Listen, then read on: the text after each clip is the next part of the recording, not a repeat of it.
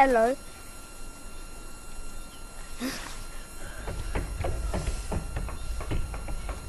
I'm exploring.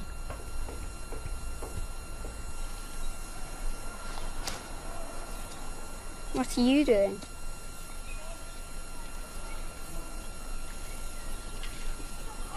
I'm Bruno. Small. I live in the house. Back there. Playing with friends all day. Playing? Well, that number. Isn't it part of a game or something? It's just my number. Everyone gets given a different number. Oh, right. Then what happens? I have to go back now. Really? It was nice to meet you, Shmoo. And you, Bruno.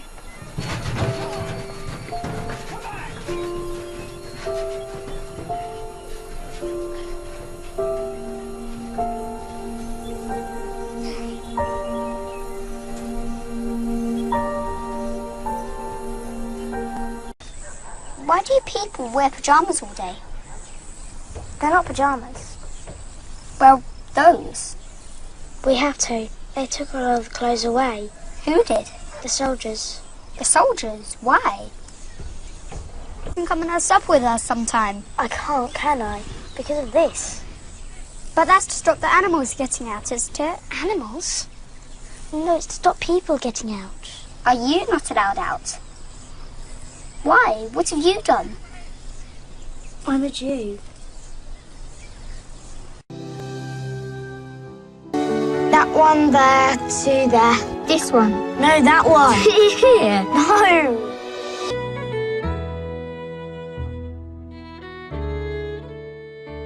Love of mine, someday you were waiting for the hint of a spark. If there's no one beside you when your soul We are still embarks, friends, aren't we? then I'll follow you into the dark.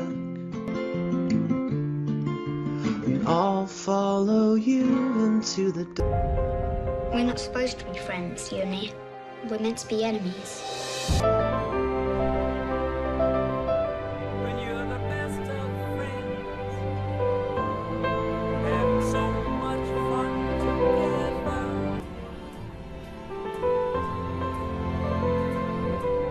If only the world wouldn't get in the way. If only you're breaking all the rules, they can't understand. We can't find Papa. He went on a different work duty with some of the men, and they haven't come back.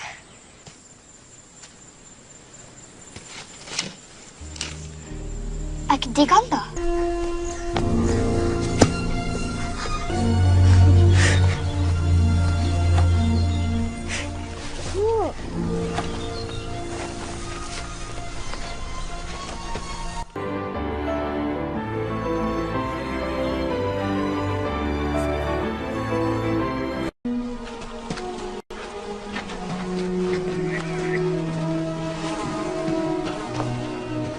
Papa?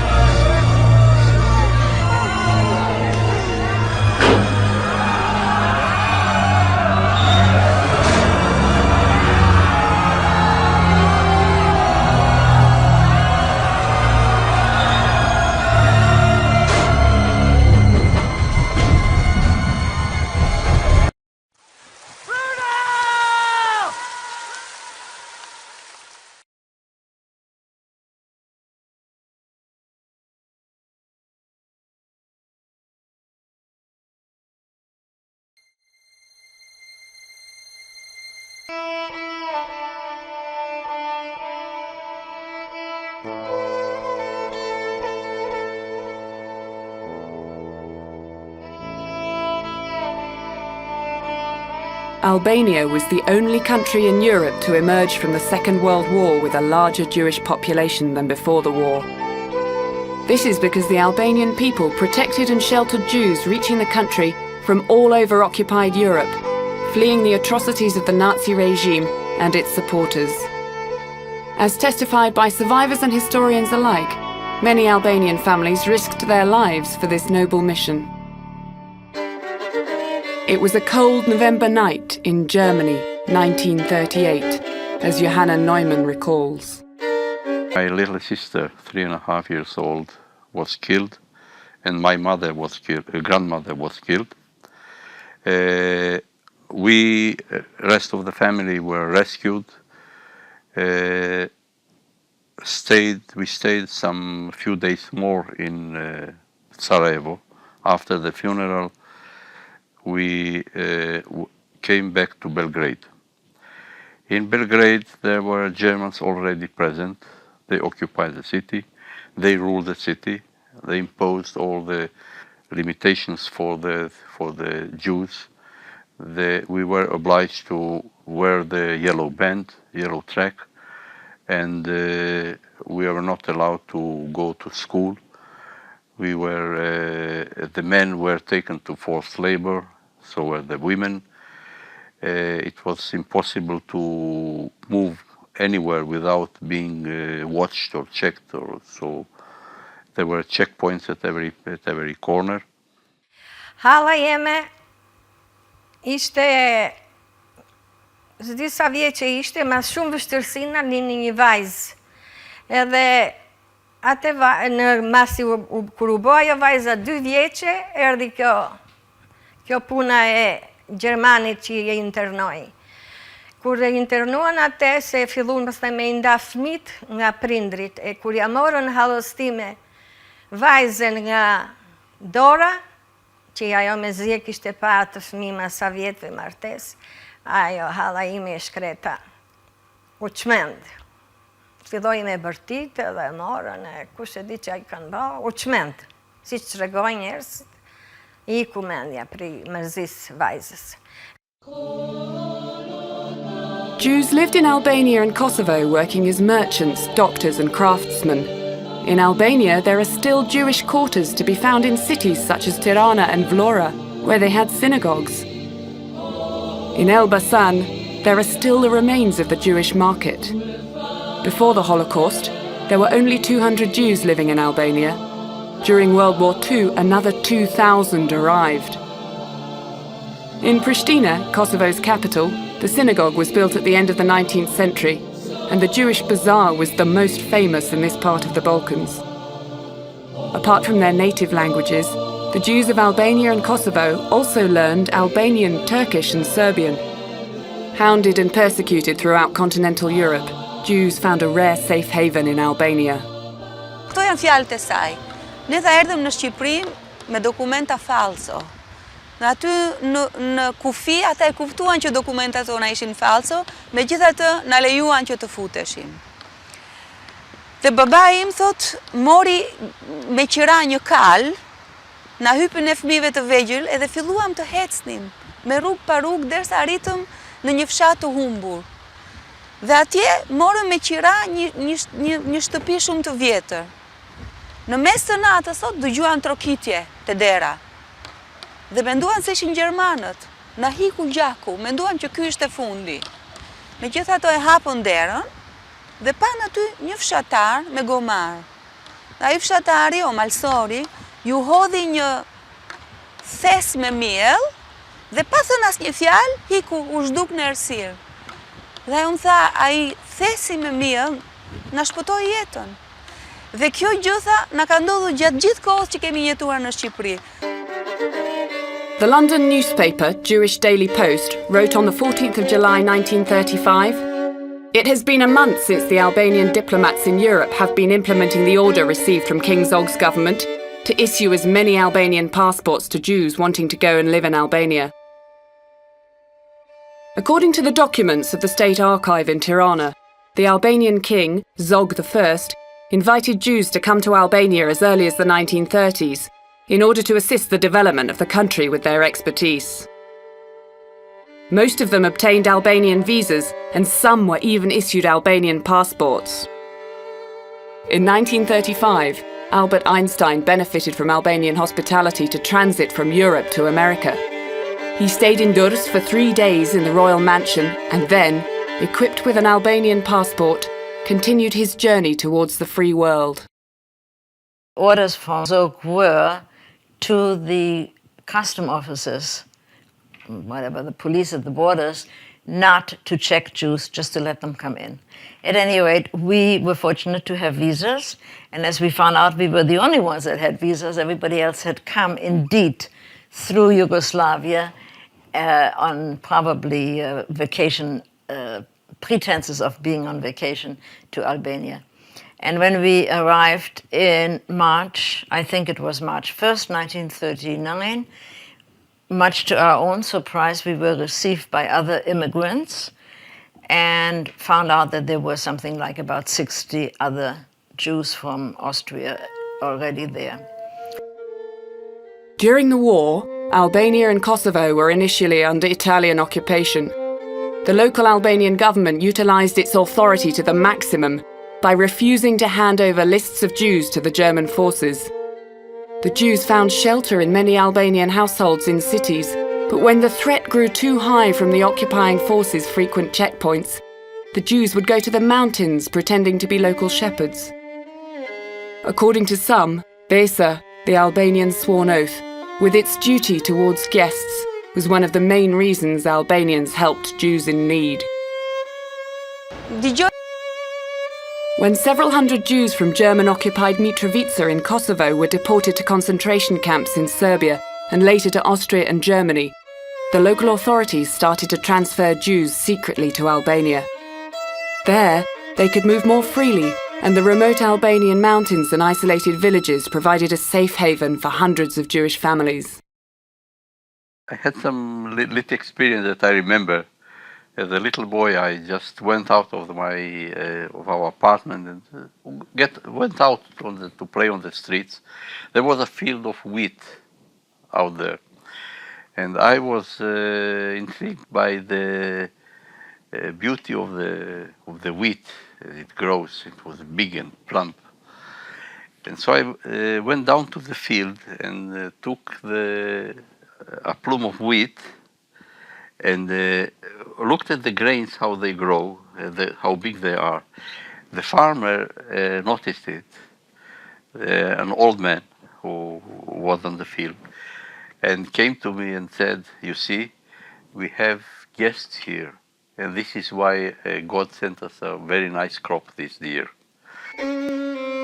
At the time, the Albanian Prime Minister Mustafa Krya wrote to the successor of the Italian king in Tirana, Francesco Giacomoni, and asked him to help in transferring the Jews from Kosovo to Albania, where they could be more protected.